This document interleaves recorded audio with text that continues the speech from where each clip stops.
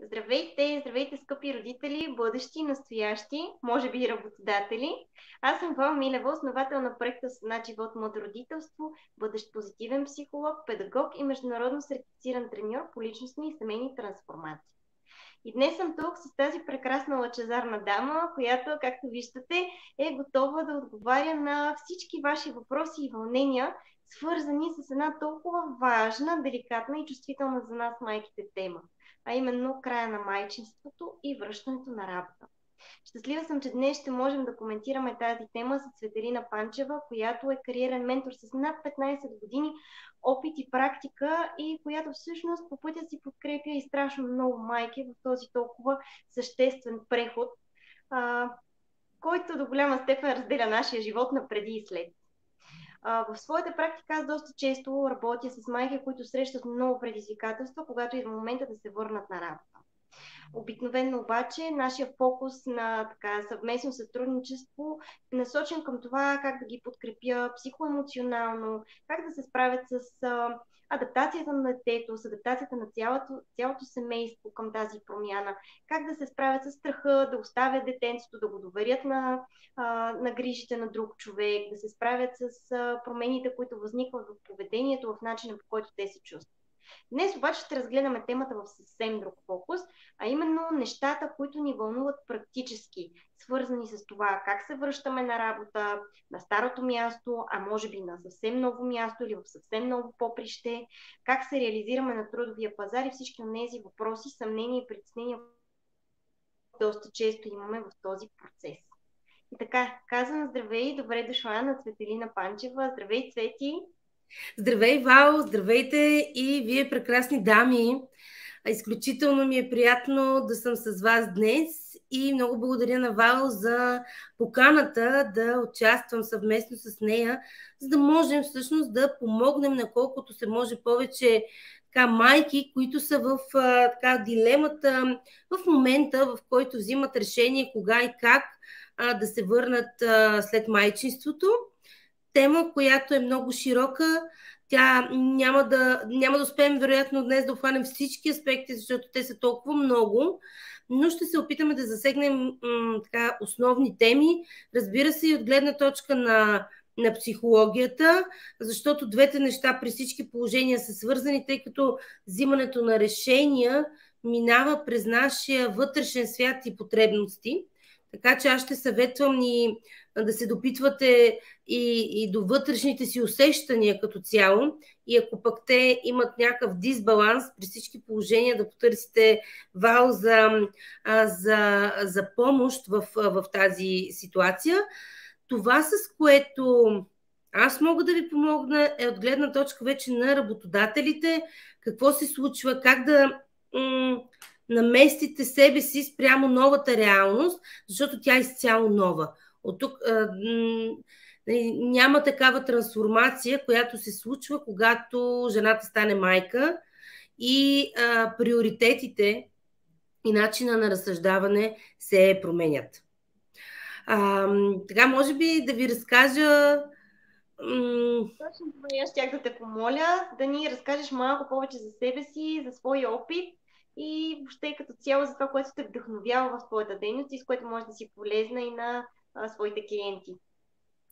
Ами да, благодаря за въпроса. Обикновено пропускаме набързо тази част и се препуска към основното, но ще спомена с няколко думи, за да не ставам многословна, а пък аз мога много да говоря. Всъщност аз съм кариерен ментор, екипен консултант, менеджер човешки ресурси, сертифициран треньор по бизнес развитие, най-общо казано, и личностно такова. И всъщност работя вече над 16 години, имам корпоративен опит, близо 15 години в подбора на кадри и развитието на екипи в компаниите. Именно затова днес съм тук, за да мога да споделя опита си при наемането на дамите. Ще говорим за дамите, защото останалата част в момента там винаги има особености, но в случай говорим за една много важна тема. Това, което аз правя, е да помагам всъщност на жените да успеят да намерят своето място, защото тук говорим за факта, че закона ни пази, но пък това какво ние ще очакваме, ще го развием като тема и какво можем да направим, за да се чувстваме по-добре.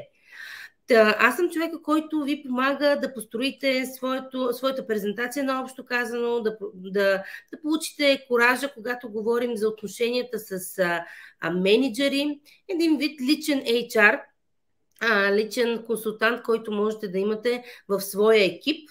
Аз вярвам, че когато имаме екип с хора, с които да работим, резултатите се получават много по-бързо и често давам примера ако тръгнем с това, че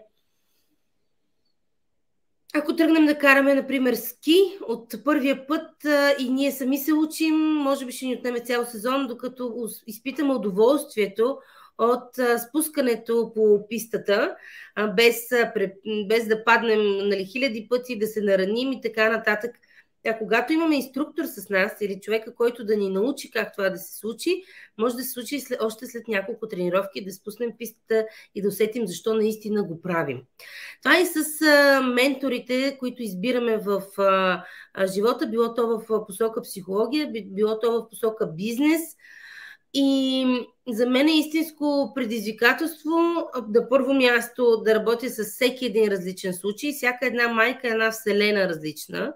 Говоря тук в конкретика за майките, разбира се, това важи за всеки един човек, но в случая говорим за вселена, която си има и нали, своите спътници в взимането на решенията и тогава малко по-особено. За мен е истинско удоволствие накрая, когато чуя: Цвети, аз се връщам на работа, почнах работа, чувствам се окей, знам какво ми предстои, не ме притесняват сътресенията, или пък когато вече е взето решението за нова работа и да чуя: Цвети, почвам работа от понеделник. Това е за мен така наистина удовлетворението и наградата, която получавам за работата си. Моята мисия през годините, назначавайки стотици хора в България, Европа, Щатите, Азия, всъщност е да помогне на колкото се може повече хора да работят това, което да обичат. И в този ред на мисли, когато майката се връща на работното си място, да обича това, което прави и да е спокойна с приемането на новите реалности. Много, много важно и ценно за нашето психическо и физическо здраве и за баланса в цялото семейство. Всъщност тук е момента да вметна, защото в моята работа много често жените, които се колебаят, кога е подходящо да се върнат на работа, често повдигат въпроса ми кога е добре да оставя детето и така нататък. Много често възниква този въпрос: кое е по-добре? Дали мама да работи, дали мама да си стои вкъщи, до кой момент? И всъщност за психологите има много проучвания, които абсолютно чрез тестове по научен път са открили, са установили и доказали, че за жената е най-добре и за нейното дете, разбира се, в майчинската й роля да прави онова, което обича. Да, не на цената на грижите, на времето споделено с детето и така нататък, но когато тя има работа, в която се чувства щастлива, удовлетворена, креативна, спокойна, това всъщност е прекрасен пример за децата и изключително много спомага за изграждане на по-стабилна и здравословна връзка с родителя. Проблема идва тогава, когато мама не може да си постави ясни граници между работата и времето с децата и то започва да страда. И най-вече тогава, когато сме принудени да работим нещо, което ни стресира, напряга и непрекъснато събужда в нас усещането, че не сме на своето място и правим нещо, което се случва на сила. Защото това до такава степен ни изтощава и унищожава вътрешния ни свят, че няма как то да не се отрази негативно и на всичко останало, включително и на връзката с децата. Тук е моментът, Цвети, да те попитам, в твоята практика с майки, какви са най-честите предизвикателства, които твоите клиенти споделят с теб, когато трябва да се върнат на работа след майчинство? Ами, сега, имайки предвид, че естеството на моята работа включва и понякога психологически аспект, винаги най-голямото притеснение е дали сега е момента да се върна на работа. Но другото, което ги притеснява обикновено още при излизането в майчинство, първите теми, които така възникват и при колеги, които съм наблюдавала, и при клиенти, с които съм работила, е, че дали ще бъда пълноценна на работа. Факта, че всички сме чували, че майките така, работодателят се притеснява, когато трябва дамата да излезе от работа, да бъде в болничен, което се случи изключително често, особено когато децата тръгнат на градина. Там знаем проблемите с градинския супол, най-общо казано, започват много бързо. И всъщност така дамите обикновено се притесняват дали ще мога да съчетая новата си така позиция и новата си роля като майка и всъщност работната такава. Има два аспекта, когато се връщаме на старото си работно място и когато търсим нова работа, и двете със сигурност имат своите особености. На първо място, когато се връщаме на старото си място, дали ще работим това, което сме работили до сега, защото закона казва, че работодателят е длъжен да осигури работа на дамата, т.е. в подобен, да кажем, че задълженията трябва да бъдат подобни, но не е задължен да върне на абсолютно същата позиция. И тогава вече нещата взимат така малко. Моля? Извинявай, казвам, че това е доста важно уточнение, да сме подготвени за него. Абсолютно, защото първо, да кажем, в България ние много често така негодуваме за някакви неща спрямо държавата и закона, но истината е, че в България имаме страшно либерална политика по отношение на майчеството. Надявам се сега тук да не завалят обиди или хейт, но истината е, че в другите държави 2 години майчинство няма. Така е. Той година няма.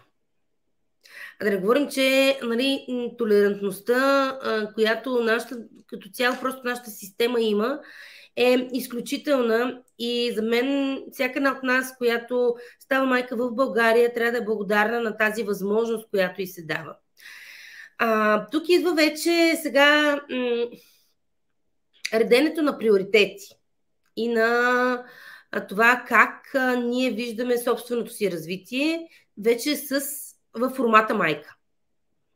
И другия аспект, както казах, е, нали, един аспект е връщането на работа, когато обаче работодателя не е задължен да ни върне на абсолютно същата позиция. Много често на тази позиция вече има човек. Ако особено пък сме останали 2 години в майчинство, при всички положения бизнесът продължава да се развива и без нас, и най-вероятно има човек, който е на тази позиция.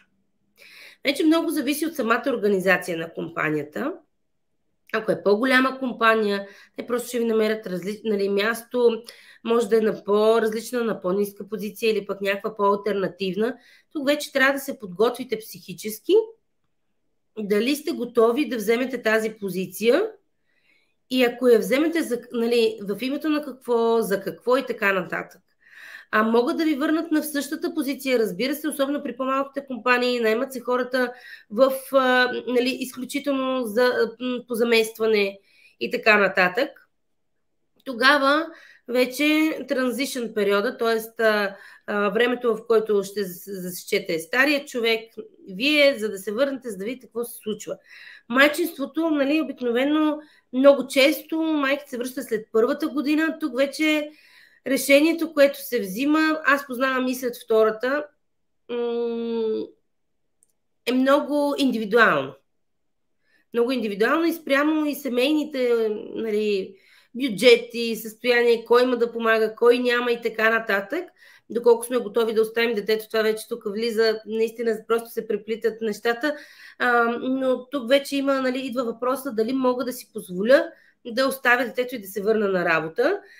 Дамите, които са на по-високи позиции, при всички положения бързат да се върнат на работа в повечето случаи, защото те са на отговорни постове и излизането от строя, така наречено, за по-дълго време, така малко ги отдалечава. Затова пък има начини, които да направим този период по-лесен.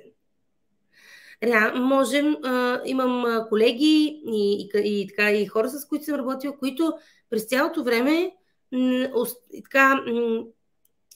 взимат информация какво се случва с екипа, какво се случва на пазара, как продължава организацията работа и имат регулярен кол, да речем, регулярно обаждане и чуване с колегите, за да останат всъщност up to date, или както се казва, за да останат информирани с новостите, които се случват. Разбира се, не е същото, но пък ти дава един малко по-лесен момент, малко по-лесно наместване, когато се върнеш.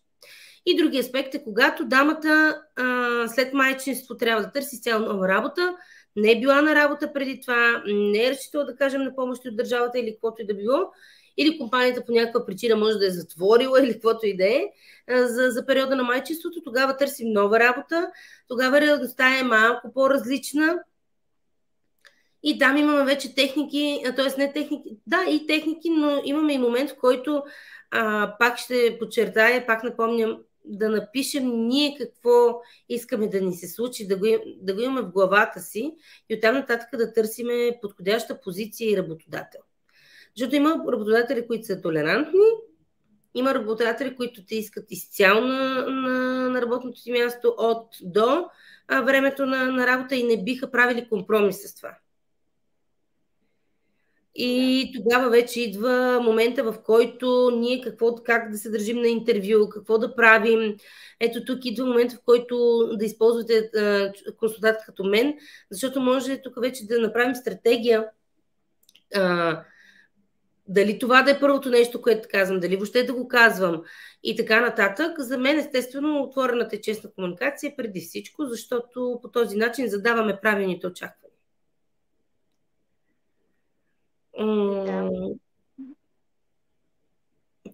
Два са моментите с връщането и първият ми съвет, който давам днес е наистина да напишем, да си разпишем ние в главата какво очакваме. Вчера водих един такъв разговор, малко по-различен, точно с майка, която ще се връща, но тук говорим за аспекта в медицината, в които там имаме и определен период, в който можем да не практикуваме и така нататък. И какво искат те като семейство, какви са общите цели, кой на какво е готов и като семейство, и като индивидуалности. И оттам нататък вече да се вземе решение, било то, ако ще ми, дори за частна детска градина или пък и за двете, защото пък понякога има дами, които захващат, особено сега с периода в COVID, аз така познавам дами, които взеха решение да изкарат и първото и второто майчество, т.е. планирано второ дете, в момента, в който да могат в който сме си вкъщи, така или иначе. И тогава вече става няколко години сме извън работен режим.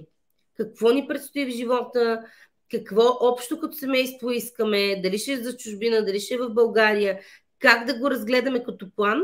И за мен плана, предварителната подготовка, води до много по-стойностни резултати. Да, това с организацията наистина то е изключително важно по отношение на всяко съществено решение, промяна, която взема живота си, е база, от която задължително трябва да тръгнем винаги. Това, което аз бих искала да попитам от твоята практика, един въпрос, който силно притеснява нас, майките, е какво е отношението на работодателите като цяло към жените, които се връщат на работа след майчинство?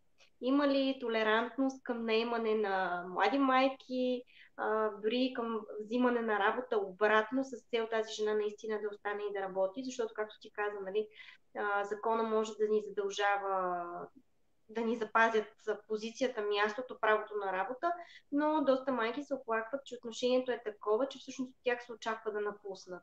Има ли такива наблюдения в твоята работа? Как ние да сме подготвени за тях? Какво можем да очакваме? Какво можем да предявим като желание към работодателя? Сега ще започна с едно уточнение. Закона казва, че 2 години майките са защитени. Първо. И това е много ясно. Всяка една от вас, мили майки, трябва да го знае. И в момент, в който се стигне до там, може да търси правата си и по съдебен път. И разбира се, да защитава себе си, дори с тези лостове. Това е неприятна ситуация, когато се стигне до там. Но, в крайна сметка, държавата, закона го е предвидил и ние всъщност можем да се възползваме от това ни дадено право.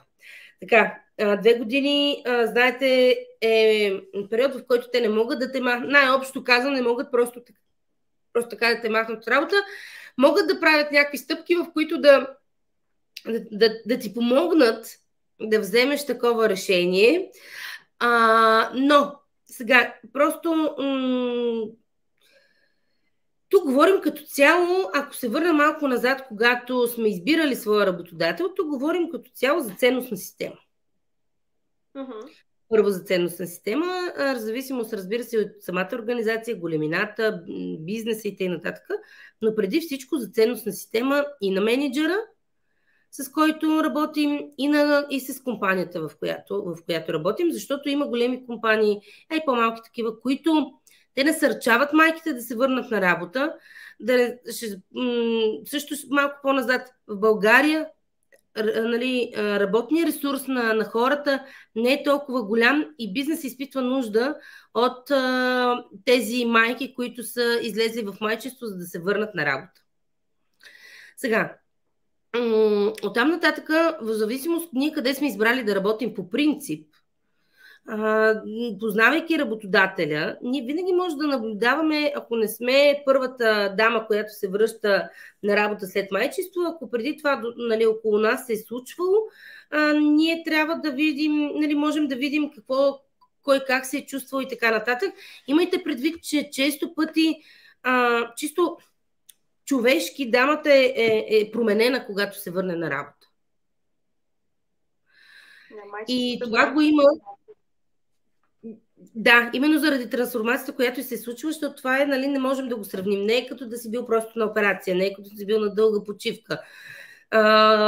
Аз самата, нали, нямам точно този опит с майчеството, така че, но работейки с страшно много такива казуси и от гледна точка на това да търсим нова работа, и от връщането на майките в компанията, и от спомагане да изготви компанията пък проект, и начин, по който да насърчи връщането на майките на работа. И то е като цяло при родителите, защото ние говорим за майките днес, но все повече има и бащинство. И всъщност майчинството може да го вземе и бащата. Така че трансформацията при майката е чисто, нали, на много нива. Като наскоро ми хареса така една позната дама в нашите среди, каза, това е като глава лук. Нали, ти белиш, но жената, ставайки майка, като цяло просто наистина хормоналния баланс, ако искате, нали, той се променя. Та може да бъде и бащата, по същия начин закона пази единия и другия. И тук вече идва момента, в който имало е ситуации, в които менеджер, примерно дама на менеджерска позиция, тим лидер на екип, примерно, идва момента, в който да се върне. Очевидно вече има такъв човек. И тя трябва да слезе на и те сега, то след време може и не могат да я намерят. Тоест, заети са менеджерските позиции. Човека, от който са наели на нейното място, са много доволни от него. И тук вече идва, нали, то е трудно и за самия работодател да вземе такова решение, но него му е ясно, че тази дама ще има нужда от много припомняне какво и как се случва, много обучение и така нататък, за да може да се върне пълноценно на тази позиция, която вече, нали, е взела своето развитие през периода на майчинството. Аз това казвам добрата подготовка. Можете даже, аз бих си го записала. Добрата подготовка и чуването на хората, на колегите. Търсене на информация предварителна за това какво ново се случва на пазара с нашия вид бизнес, ако ще е в финанси, в инвестиции, в продажби, как се е развил продукта на компанията, какво ново се случва, защото много често майките дават индикация, когато се върнат на работа, че главата им е блокирала и те се чувстват много, търся дума, да не е в разговорен формат, но нали, че мозъка им въобще не може да започне да работи на тази частота. Да. И за това да преключиш и въобще казват, направо съм като нали, не мога да се позная. И всъщност тези неща, които ви казвам, записвате чуването, този транзишън, който се случва, да бъдете наясно с какво ново има в света в посока вашата работа. Оттам нататъка трябва да сте готова, че е възможно да се върнете на по-ниска позиция или по-различна. Сега, спрямо вашия план, който сте направили за вашето развитие и семейното такова, вие можете да вземете решение да останете на тази позиция за в момента, в който вие все пак започнете да връщате работните навици, работния график, ако щете, защото бидейки с бебето, той има съвсем различен график, отколкото 9 до 6, например, на работодателя. Този транзишън, нали, момента, в който... Сега, това не е много за работодателите, но пък е и за двете страни, имайки предвид, че детето в началото много по-често боледува, когато тръгне на ясли и детски градини, болнични се взимат много по-често и тук вече трябва да си дадете сметка дали има кой да ви помага в тези периоди и дали ще се налага много често да отсъствате и съответно тази по-ниска позиция всъщност може би е добре дошла. Защото и очакванията към нашите са малко по... Очакванията към майките много често са адекватни на ситуацията. Всеки очаква, че ще има отсъствия. Честно казано, как да кажа, тук наистина зависи от културата на компанията. Аз преди малко казах, участвала съм в създаването на проекти, които насърчават майките за връщане на работа.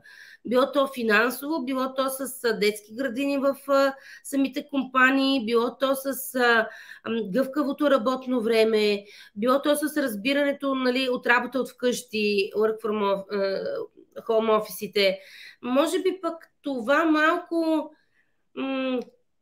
Тя помогна по някакъв начин именно на такива ситуации, COVID ситуацията, защото се видя, че може да се работи от вкъщи. Yeah. Но това не е във всички случаи, не при всички работодатели. В България така едната част са по единия начин, особено когато говорим за по-развитите сектори, нали, по-малкият частен бизнес не винаги е толкова толерантен. Да. Но там наистина говорим за култура и наистина говорим за това да се опитаме да предвидим няколко хода напред, когато още ние сме в предмайчинство. Тоест така да направим, че да можем да бъдем, нали, тук вече зависи дали искаме да участваме по някакъв начин. Ние дори да искаме, много често ние искаме, но после се получава, нали, съвсем едно друго наместване и нямане на време, но приоритетите, аз така съм и бизнес ориентирана самата аз и за това бих казала, че от нас много неща зависят от нас. Това, което ние не можем да контролираме, е какви хора нови ще дойдат, какво ще се случи като цяло в, нали, бизнес-лайз, т.е. в бизнес обстановката в и България, и света в момента наблюдаваме различни моменти. И да се опитваме да баланс е най-желания резултат, но наистина да опитваме да балансираме и да получаваме подкрепата не само от работодателя, а и от бащата или пък съответно майката, които са останали на работа. Защото там е разковничето. Работодателите много често не са щастливи с това, че се обаждат от детската градина и вие трябва да тръгнете. Да, ако се случва много често. И затова няма как да дам един отговор дали работодателите са добре настроени или не, защото много зависи от самите хора, работодатели, зависи от естеството на бизнес. Ако ви трябва да сте постоянно там и примерно да има човек, да каже в магазина, нали, ясно е, че там някъде ще се разминат нещата и трябва да се помисли какво може да се направи. Ти не ни даде общ, обаче пък за сметка на това даде много така осъзнавания, по които ние можем да се движим в правенето на един наистина отговорен избор, а не просто в така хвърлянето напред с главата и очакването работодателя просто да прояви разбиране. Нали? Точно тази осъзнатост, че в крайна сметка това е процес на две страни, всеки има своите граници, всеки има своите очаквания, колкото по-сериозно и отговорно подходим, толкова по-възможно е всъщност да намерим най-добрата позиция за себе си. В случая обаче ние говорим много за връщането на работа, т.е. с идеята, че ние сме били на някакво работно място и се насочваме отново на това да се върнем на него. Обаче аз бих искал да те попитам за някои особености, които възникват тогава, когато майката е напуснала предишната си работа или пък е ориентирана към това просто да търси нови възможности, ново поприще, не й предлагат позиция, в която харесва, не се е чувствала добре там. Нещо се е променило, защото много жени, както сама ти каза, майчинството е изключително трансформиращ период. В един момент започваме да си задаваме много въпроси за живота си и за себе си и можем да осъзнаем, че всъщност имаме съвсем различни потребности от тези преди раждането на детето. Какви са тънкостите там? Как можем ние като майки да се представим, така да се каже, в най-добрата си светлина, когато кандидатстваме за ново работно място? Какви са уловките? Има ли ситуации, в които работодателя пита, задава неудобни въпроси от рода на това: имате ли деца, колко деца имате, планирате ли да имате още деца, длъжни ли сме да отговаряме, какъв е етикета там? Можеш ли да ни дадеш някои насоки в тази посока? Много благодаря за въпроса, защото той също е от... Нали, това са другата половина от дамите. Много често да, или не им е харесало, или сега тук говорим понякога, дори ако ще ми за его, понякога се получава, т.е. ние да не искаме да слезем на по-ниска позиция, или пък екипа вече не ни харесва, защото за година, примерно, или дори за година могат да се променят коренно нещата, а пък за две съвсем. Така че сега, това е един взаимен процес. И когато ние избираме работодател, ние избираме партньор. Така е. Дали има право или не той да ни пита дали имаме деца и така нататък, той със сигурност ще ни пита какво сме правили в последната една година, например. Или две. И ние съответно, ако кажем, просто тръгнем да разказваме за предишната си работа, би било лъжа, че не сме били в майчинство. Така че за мен този въпрос има абсолютно логичен отговор. Ние все пак трябва да сме честни. И представете си, вие си говорите за работата, не сте споменали, че сте майка на малки деца. Случва се ситуация, трябва да тръгнете в командировка. Какво правим тогава? Тоест, нали, ние трябва да изберем първо да търсиме, нали, ще тръгнем оттам, да търсим позиции, които са релевантни на нашия начин на живот вече, и ако ние можем да си позволим някой друг да гледа детето, окей.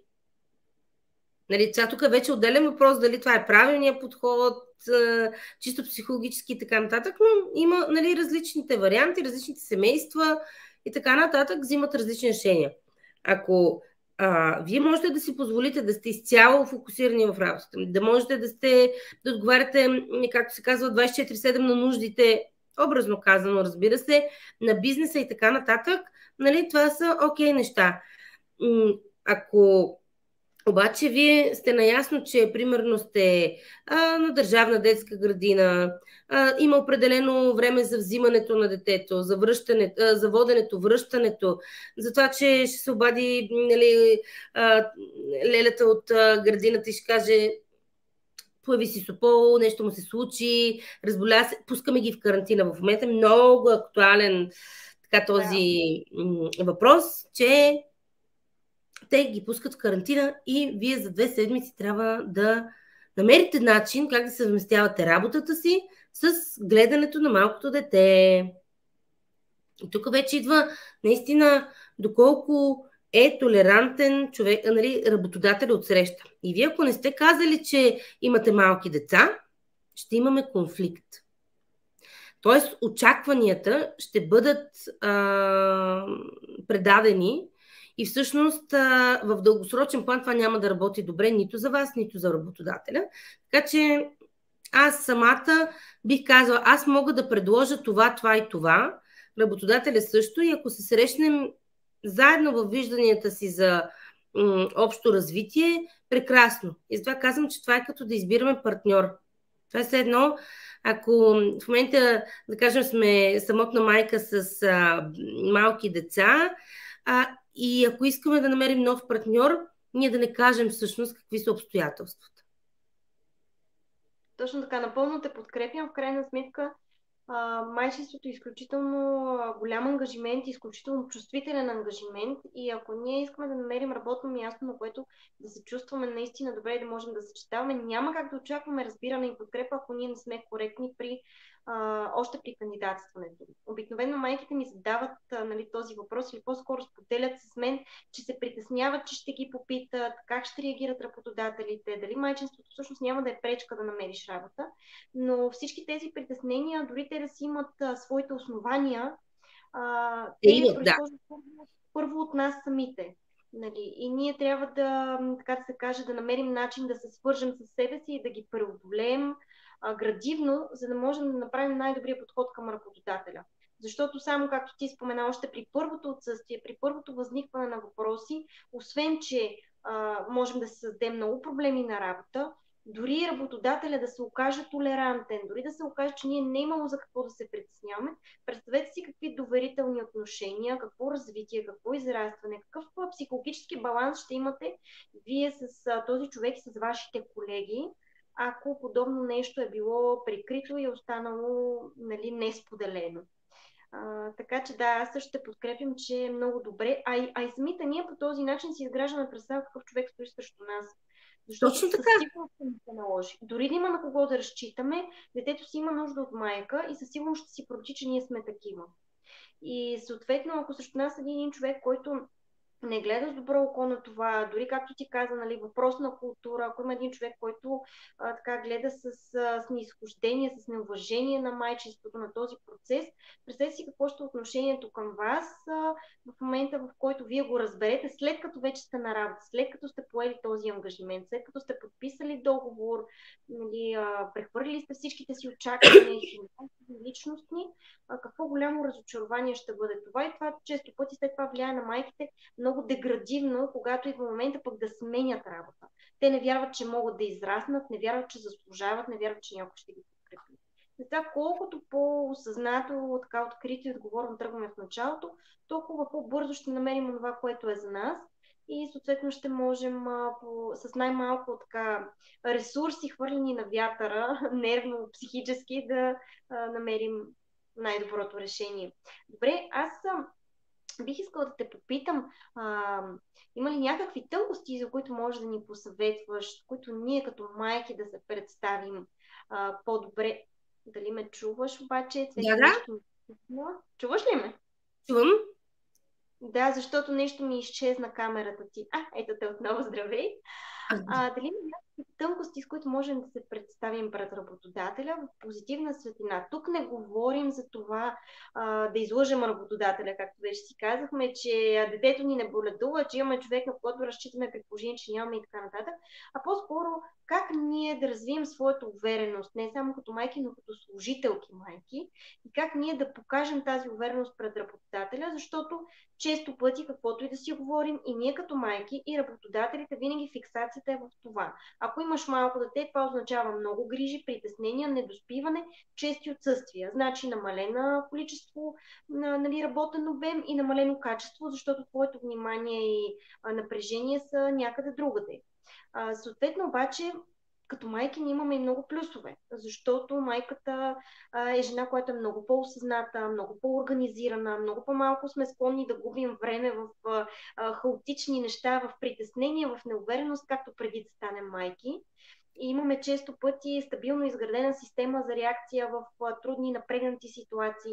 Не всички, разбира се, но много майки успяват да го постигнат. И всъщност как ние можем това адекватно да го прокомуникираме с работодателя, ако искаме да преговаряме било за по-висока или за същата позиция, или пък за ново работно място? Ами аз тук ето идва работата, нашата работа, моята работа с кандидатките, когато си търсят нова работа. Първо, разбира се, започваме от самото представяне дори в CV-то. Защото там имаме техники, които ние можем да опишем качествата, които са ни основни движещи, качествата, които нови сме придобили. Защото току-що спомена, това е първото нещо, което исках да кажа, че ние ставаме много по-организирани. Тайм менеджмента ни... Сега, тук е много интересен момент с тайм менеджмента, защото може да се получи реално да трябва да обърнем внимание на едното, примерно ако сме в офис, но сме много по-отговорни и склонни да си свършим работата и по друго време, в зависимост от естеството на работата, пак казвам. Това е най-важният момент, но ние ставаме много по-отговорни, както каза. Реагираме доста така адекватно под стрес, защото майчинството, каквото и да си говорим, то е свързано и с някакъв стрес, който се образува около нас, тъй като това е една, особено когато е първо такова, е една много, нали, забавна ситуация, в която ние трябва да жонглираме с няколко неща, които да правим едновременно. Тоест мултитаскинга, така наречен, или способността ни да правим няколко неща едновременно. Това също се засилва като умения при дамите. Като цяло то е присъщо. Не случайно казва, че жените са по-добре умеят да мултитаскват или да правят няколко неща едновременно. Това особено се засилва с майчинството, тъй като щем не щем това се случва и дамите са принудени да правят. Между другото, моята сестра, дори имам пример в семейството си, моята сестра се върна така преди година от майчинство и беше така един много, и до ден днешен, детето все пак е на 2 години и половина, и всъщност момента, в който той от ясла се връща и тя трябва да е адекватна, първото, което правят, нали, те се разбират вкъщи кой ще вземе болничен, дали бащата или майката, но това е наистина, тук пак казваме, въпрос на организация. Това, което може да направим, когато търсим работа, е първо да построим CV-то си така, че то да представя нашите силни страни. Тук аз случай моите ученици или курсисти, най-общо казано, че това е отварянето на вратата и показването, нали, визитката, която даваме за себе си. Именно там ние можем да опишем по най-красивия начин и по най-стойностния начин, релевантен за позицията, която сме избрали и компания, да представим своите умения. Съответно, избирайки, нали, тук даже стъпката назад е да изберем правилната индустрия, правилната компания, да проучим всъщност дали в тази компания има майки, примерно, ако можем да се свържем с тях, да си направим нетворкинга и проучването, което да бъде достатъчно адекватно, особено ако има повече служители, защото тогава първо повечето служители предполагат, че вие можете да се покривате един друг. Второ, там наистина можем да намерим обратна връзка от пазара. Има различни, дали ще в Facebook, дали ще в LinkedIn. LinkedIn е едно много хубаво място за такива тип проучвания. Оттам нататък построяването на CV-то то да бъде според позицията, за която кандидатстваме. Няма да се изморя да го повтарям. Ние не можем да кандидатстваме с едно и също CV навсякъде или просто с старото CV. Да, или просто с старото CV от преди 2 години, преди майчинството, нали, или преди първото и второто майчинство и така нататък. Тоест, ние се променя се нашето CV. Ние променяме позицията, променяме нашето CV. Ние променяме компанията, променяме нашето CV. Тоест, промените трябва да се актуализират и в визитката, и в нашето представяне. Това е маркетинг, това е способа, по който да ни се обадят за интервю. Оттам нататъка със сигурност няма да започна, като ми се обадят. Вие знаете ли, че аз съм в майчество? Нали? Това не е начина. Така че разговора, за да усетят вас като потенциален служител, като потенциален партньор и така нататък, вие разкажете за себе си, за уменията си, за знанията си и вече на следващия етап на същинското интервю, със сигурност, когато вие попитате какво ще се очаква от мен, можете да дадете и вие какво очаквате от работодателя и в каква ситуация сте. И понеже го сравнихме с избирането на партньор, когато вие зададете очакванията, нали, примерно, вече ще се разбере дали човек е окей с това, че вие имате деца и той ги приема, и същото с работодателя. Аз бих посъветвала да се прави проучване и ако може да се контактнат служители на въпросната компания, в която ще работите. Или искате по-скоро да работите. Но честните отворени отношения са най-важните. Но това, което можем да направим, е ние да изведем всичко това, всичко ново, което сме научили на преден план. Защото ние сме вече, може би, по-отговорни при всички положения. Айде да не е 100%, но по-голямата част от дамите. Ние сме по-организирани.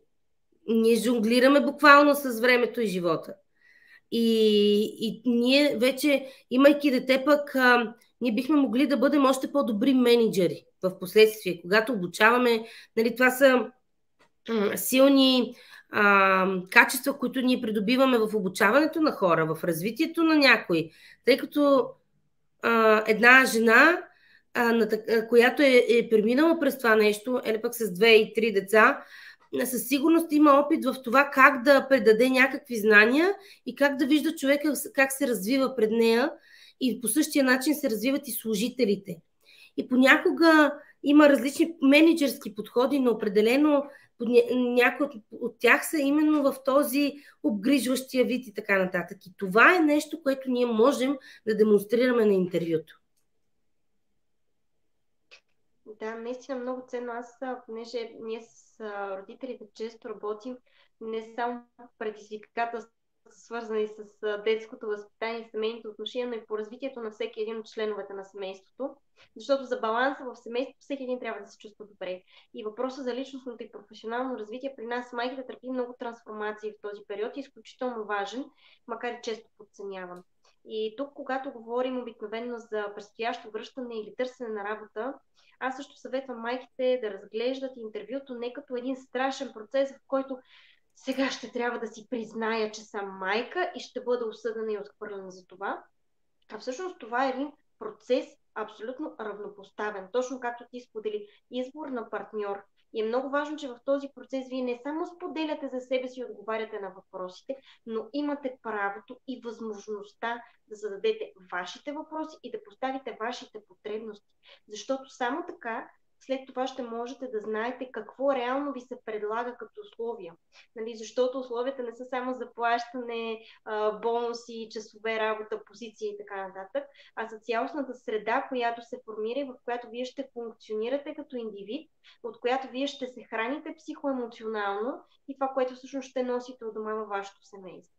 Затова трябва да отиваме с необходимото самочувствие, уважение не само към интервюиращия, но и към себе си и да знаем, че това е двустранен процес. В На тази всеки един връзка, да? Само да добавя нещо малко. На всеки един кандидат, да е било то дама или господин в случая, на всеки един кандидат аз казвам, не забравяйте, че когато отивате на интервю за работа, не само вас ви интервюират, а и вие интервюирате работодателя. Дали той е подходящия работодател за вас. Не случайно има 6 месеца изпитателен срок.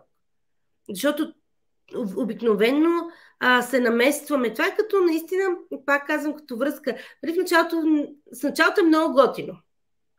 И затова трябва да задаваме качествени въпроси, за да разберем максимума, защото иначе всеки иска да се представи във възможно по-добрата светлина. Нали, да е всичко така спарклинг, да има рози и така. Обаче, всъщност, задавайки правилните въпроси, имате ли служители, които са... Как процедирате с служители, които се връщат, нали, дами, които се връщат от майчинство? Имало ли такава ситуация? Какво ще се случи, ако на мен ми се наложи? Вие как ще реагирате? Това окей ли ще бъде? Би ли било фатално, примерно, ако аз... Тук вече обаче трябва да имате и решение, защото, знаейки в каква ситуация сте, вие ще трябва да имате решение на проблема. Тоест, ако аз, примерно, изляза днес по-рано от работа, окей ли ще сте вечерта да свърши своите неща? И вие самата да сте готова, че ще трябва да компенсирате това, което, да кажем, ще излезете в 2 часа от работа, а вие сте до 6, но вечерта да си го наваксате и т.е. работата да върви и да сте готова на това нещо. Е много важно, защото не просто да си тръгнете или не просто да се случи така, че се обаждат от детската градина или детето се разболява или карантина, а вие да знаете че, и да залагате името си, нали, че вие ще си свършите работата въпреки това.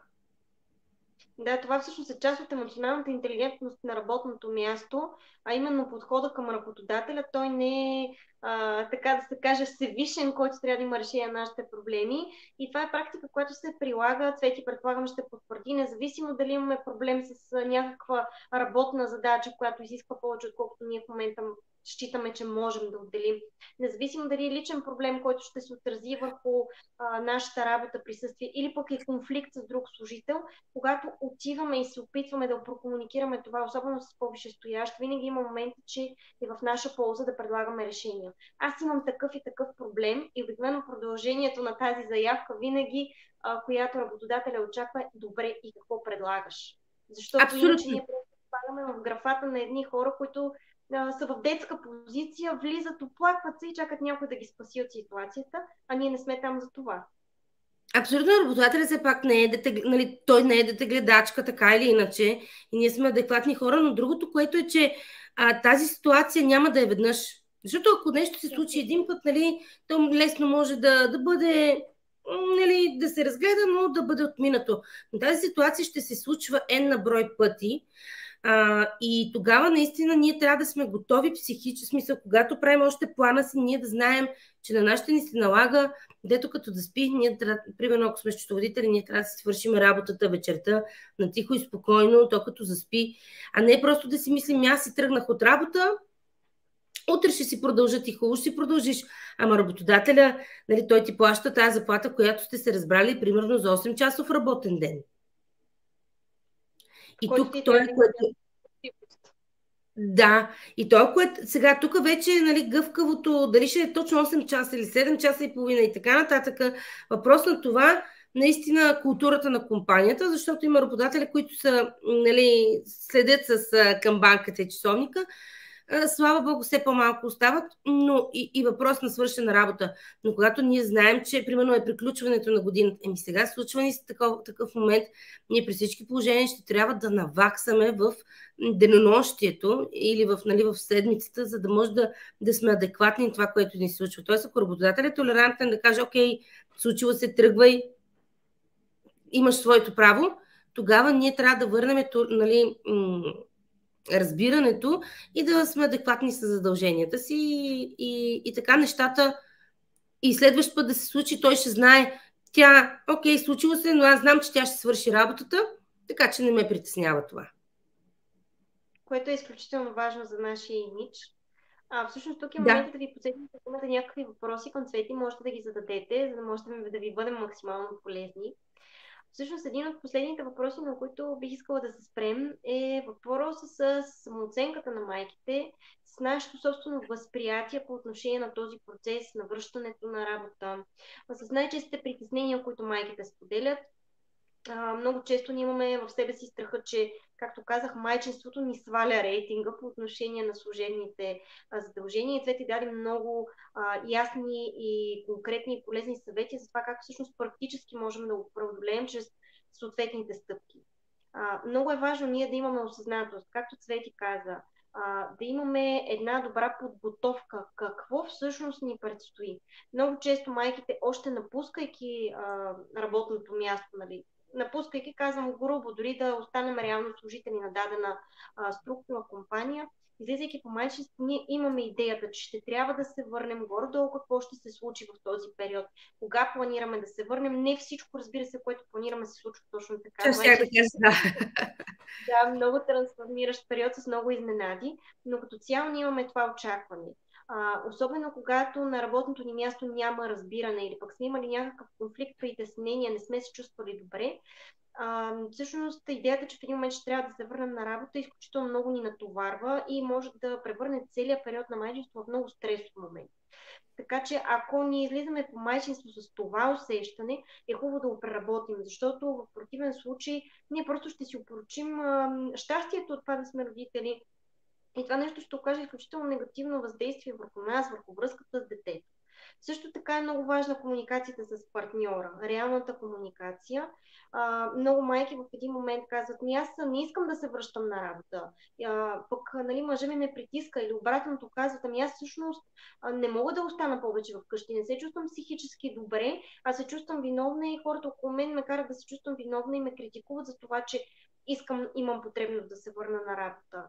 Тоест, къде стои момента с психическото здраве на майката?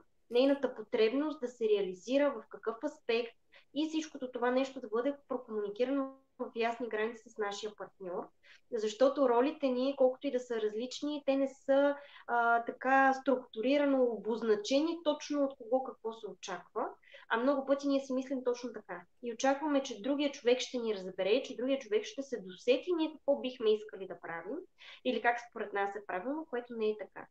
На всеки етап от връзката, на всеки етап от този процес на майчинство, всъщност ние трябва да прокомуникираме с себе си и с близките си хора какво смятаме и какво имаме нуждата да направим, за да може семейството да се стикова. И да сме реалисти, защото много често майките си казват, нали, аз знам, че моето дете много ще боледува, те толкова много се фиксират в този страх, че дори не си мислят, че детето би могло всъщност и да не боледува толкова много. И това оказва проблеми, включително и върху поведението на детето, естествени процеси на сепарация, на отделяне, на развитие, този страх, с който ние не можем да пуснем детето. Или пък обратното, казваме си, да, те другите деца боледуват, ама аз тук даваме ни хранителни добавки, моето сигурно няма да боледува. И в един момент се оказва, че всъщност детето боледува много често, а ние нямаме решение на тази ситуация. Тоест трябва да сме гъвкави и осъзнати и да гледаме на реалността като на реалност, а не като на някакъв сега супер страшен период, който нали, трябва да мине. Защото работата и всички предизвикателства в нея, както и в личния ни живот, имат една основна цел и тя е да израсне. Там, където ни е трудно, там растем, там откриваме нови възможности и ако ние сме фиксирани в страха, в ограничението, това какво негативно ще видят или ще си кажат другите, ние по този начин, първото, което правим, блокираме себе си и разбира се, натоварваме и близките си хора. Тук ще се радвам, Цвети, ако ти споделиш какви други страхове или митове срещаш при работата с майки, неща, които можем да развенчаем, за да се почувстват повече жени чути, разбрани и нали, когато извадим страховете и притесненията на преден план, те стават по-малки. Вече не ги чувстваме като нещо по-голямо от себе си. Сега, има един мит, че едва ли няма да мога да наваксам това, което се е случило за тази, примерно, година или две. Пак казвам, тук е много индивидуално. Преди време, чисто като човек от бизнеса бяха, ма как е възможно 2 години, особено имайки предвид, че нали, в чужбина това е много по-малък период. Но е строго индивидуално и с работата си страшно много майки съм консултирала и съм видяла всяка една със своята гледна точка и със своите притеснения, различия нови и така нататък, трансформации. Това, което е мит, че няма да може да наваксва, напротив, наваксва се. При добро желание. Знаете ли, пак го сравняваме с връзка. Всичко голяма част от нещата зависят от нас. И когато ние полагаме усилия, те първо се виждат. Второ, от нас зависи колко информация, нали, ще опитаме да вземем, как ще я преработим, колко усърдно ще го правим. Представете си, че ако ние просто сме добре подготвени, че ще имаме трудности, че се връщаме малко или много в едно обучение за начало. И ако го разгледаме не като трябва да ходя пак на училище, а като ще науча нещо ново и ще се върна, ще бъда актуален, ще знам някакви новости, ще има кой да ми ги покаже, защото много често някой път се получава, че титуляра на позицията се връща на работа, те освобождават стария служител и отива и се оправи. Така че, когато имате особено от кой да учите, кой да ви предаде това, което се е случило, и възползвайте се на 100%. Това е като да идете на едно обучение, примерно при мен или при Вал, и на което говорим, и вие сте си платили дори, обаче много често се разсейваме, не взимаме максимум и така нататък. Човека, който задава въпроси, човека, който е активен, човека, който взима участие, той получава най-голямата стойност. И в този ред на мисли вие въоръжете се с въпроси. И за интервюто, и за първите дни след работа. Въоръжете се с качествени въпроси, но първо се ги задайте на себе си и тогава започнете да ги задавате на колегите, на менеджера, на собственика или на който там можете и който ще ви даде вашата информация. Направете картината за себе си. Вижте вие дали се чувствате достатъчно информирани, за да можете да работите, ако не, потърсете още малко информация. Други митове, може би, които те не са съвсем митове, това с времето, но пак ви казвам, няма да свърша работата, защото ще си тръгна, напротив, аз ще я свърша, независимо по кое време на деня. Така че има начини. Стига да имаме желание, начин има. Няма ли желание, както се казва, има оправдания. Разбирам и, че то е много индивидуално, но ако не е днес, то ще бъде наваксването утре. Тоест не забравяйте, че както работодателя дава към вас, вие трябва да давате по същия начин, както си говорихме в партньорските отношения.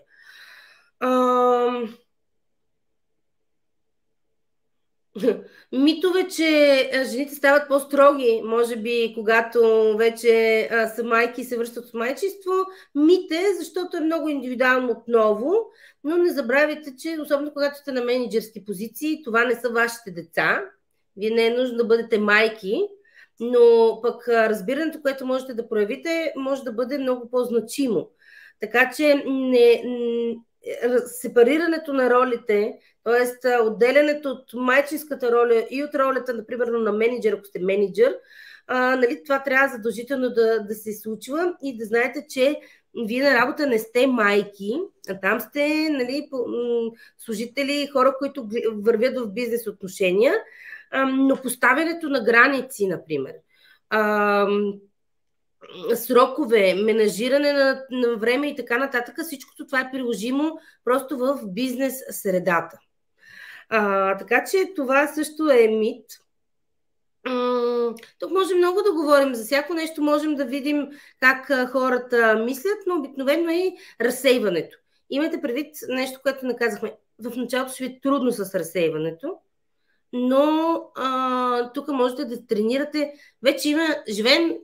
Хубавото на 21 век е, че дори има апликейшени, които могат да тренират нашия мозък ежедневно, т.е. за фокуса, за екстрактването на информация и така нататък. Ако щете, дръпнете два апликейшена, с които вие можете да тренирате мозъка си, да се фокусира. Така че, и съм го виждала нагледно как работи. Връщайте го това, връщайте го този мозък да работи на друга честота. Другото, което е език. може би понякога, когато в ежедневието си ние не използваме една година или две езика, той че се забравя. Истината е, че това е от една страна е мит, но от друга страна, ако ние една дума не сме обелили на английски, например, ще ни е малко по-трудно. Затова бих препоръчала да се върнете в CNN, BBC, National Geographic или каквото и да било друго, освен Baby Shark, нали? Да се чува и малко друга комуникация на английски, която да ви върне тези вълни, нали, да ви върне вашите спомени към провеждането на такива пълноценни разговори, всъщност на чужди език.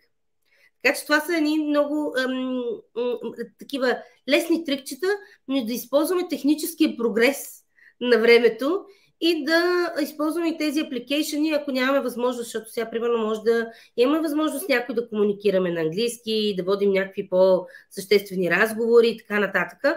Но често пъти, нали, ежедневието ни е на така друго ниво в комуникацията по време на майчинството и затова пък има апликейшени създадени именно да помогнат в това отношение. Да, тук е много важно да споменем, между другото, че то си научно доказано, че мозъка на майката се променя на жената, когато всъщност става майка. И много често ние сме концентрирани в негативите от това, нали, казваме си, че сме станали по-глупави или че забравяме повече. Да, аз се опитвах да намеря друга дума, да. Да, всъщност жените понякога наистина са много груби и критични в това нещо към себе си и разбира се, понякога го чуват и отстрани. Но истината е, че мозъкът всъщност променя своята структура. Тоест нашия мозък никога повече няма да е същия, какъвто е бил преди ние да станем майки. И всяка една промяна си има своите позитиви и негативи. Така че ние просто можем да изходим от това, че нашата мисъл, нашия мозък, нашата цялостна система на осъзнаване работи по съвсем друг начин и това със сигурност ни носи нов потенциал. И можем да потърсим полета за развитие на неща, на умения, на знания, на практики, които до сега не сме се сещали за тях. Много жени просто усещат тази потребност в себе си, точно с майчинството, защото това променя фокуса ни в много отношения.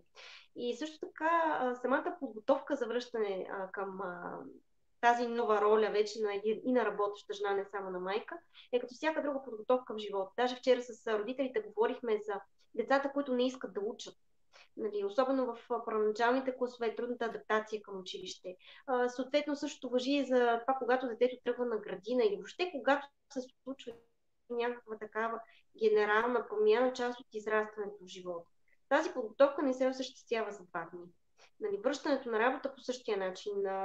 Не е достатъчно просто да си напишем CV-то, да си там направим интервютата, да подготвим детето за ясла, да му приготвим раничката, документите и така нататък. Тази подготовка, след като ние знаем, че се връщаме, че в някакъв момент това ще се случи, започва много рано. С осъзнатостта къде сме ние, кои сме ние, какви сме ние в момента.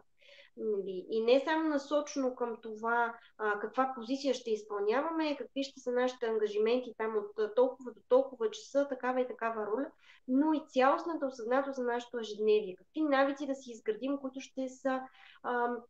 ще съвпадат, ще имат повече допирни точки с ежедневието ни, което ще бъде, когато се върнем на работа. Как да подготвим членовете на семейството? Примерно, нали, едно е когато тата само е работил, мама е вършила всичката домакинска работа, защото си е била в дома. Но в един момент тези задължения трябва да се разпределят, защото мама не може да бъде на 2 места едновременно. Детето също не можем просто да очакваме, че ще го пуснем на училище или на градина и то веднага ще се адаптира. Не е достатъчно и просто да му кажем, ти знаеш ли, че ще ходиш на градина или знаеш ли, че утре ще ставаме много рано, защото вече си на училище. Всъщност ние трябва по-далеч да изградим едни умения за самостоятелност, за самоконтрол, за самодисциплина, малко по малко, които се изграждат, вчера даже родители си говорихме, още от годинка и половина на детето. Тоест, дори при съвсем малки деца. За да си създадем тази база, хората около нас също да преминат по-лесно през тази промяна. Защото тогава не само сме по-ефективни в личния си и професионалния си живот, тогава и детето боледува по-малко. Тогава и ние можем повече да се развием в тези предизвикателства, които ни се предоставят, защото с това развитие не само вървим напред, но също така и се съхраняваме. Нали, ако непрекъснато сме в конфликта, как да се справя, как да оцеля в напрежението, това ни изхабява вместо да ни зарежда. Ние мислим в дефицит. Абсолютно, абсолютно. За момента нямаме повече въпроси. Аз съм изключително благодарна, че Цвети днес се включи, защото това е наистина много, много важна за нас, майките тема. На много от нас ни тежи, така да се каже, всички тези нерешени въпроси, тази несигурност, това, което ни предстои. Цвети даде много осъзнатост по темата и много ясни и точни насоки. Ако ви хрумнат някакви въпроси в последствие, можете да ги оставите под видеото. Ние ще се постараем да ви отговорим. И сега отново една огромна благодарност към Цвети за нейната работа, за нейния професионализъм и за енергията, която внесе в деня ни днес. Много благодаря за поканата, Вал.